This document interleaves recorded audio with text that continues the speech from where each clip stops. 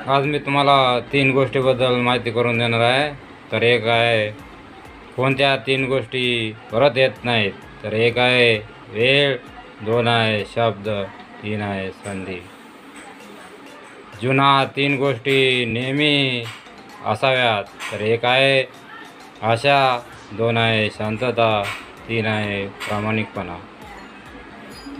तीन आहे आयुष्यातील 3 गोष्टी सर्वात मौल्यवान आहेत.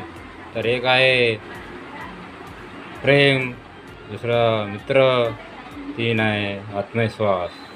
आणि 4 आयुष्यातील 3 गोष्टी ज्या कधीच निश्चित नसतात. तर एक आहे यश, 2 आहे स्वप्न,